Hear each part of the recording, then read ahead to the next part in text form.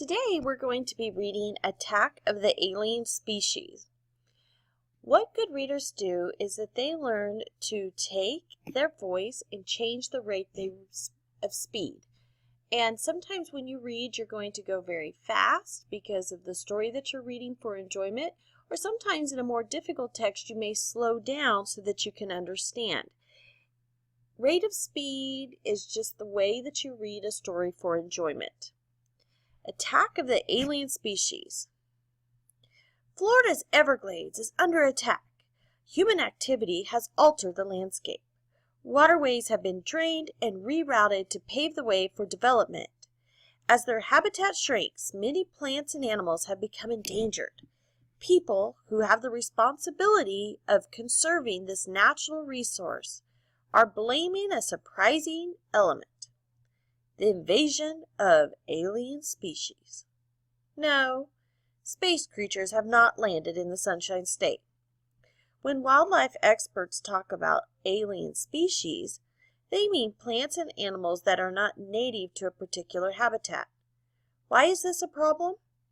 Consider what happens to an ecosystem like the Everglades. Here, thousands of plants and animals coexist in harmony, each with its own role to perform. Birds, frogs thin out insect populations. Bees pollinate plants, helping replenish food supplies. One species cannot crowd others out because checks and balances regulate this unique arrangement. Non-native or exotic species upset this balance, destroying native species and eventually the habitat itself. A few years ago, tourists visiting Everglades National Park watched as a huge Burmese python wrapped itself around an alligator. The two animals battled for more than 24 hours until the snake broke free and slithered off into the marsh. These snakes, which can grow to a length of more than 20 feet, live in Southeast Asia. So how did they get here? Burmese pythons are imported as pets.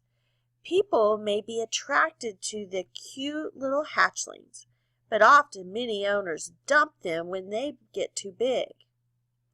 In the Everglades, pythons now compete for food with top predators such as the alligator. They were not adapted to live in this habitat when they first arrived, but they learned quickly how to survive here. Other invaders have done the same thing. Large Cuban tree frogs are eating smaller native frogs. Wild hogs are pigging out on native plants, damaging landscapes as they root up vegetation. However, the most harmful exotic species here may be a plant called the Melaleuca, or paper tree. People brought this tree from Australia to Florida to plant in private yards. Winds quickly blow its seeds out into the wild. Here they become dangerous as they grow close together, soaking up almost 5 times more water than the native trees. In the Everglades, dense areas of Melaleuca shade out other plants and dry out the soil. Many biologists believe the best we can do is to contain these exotic species.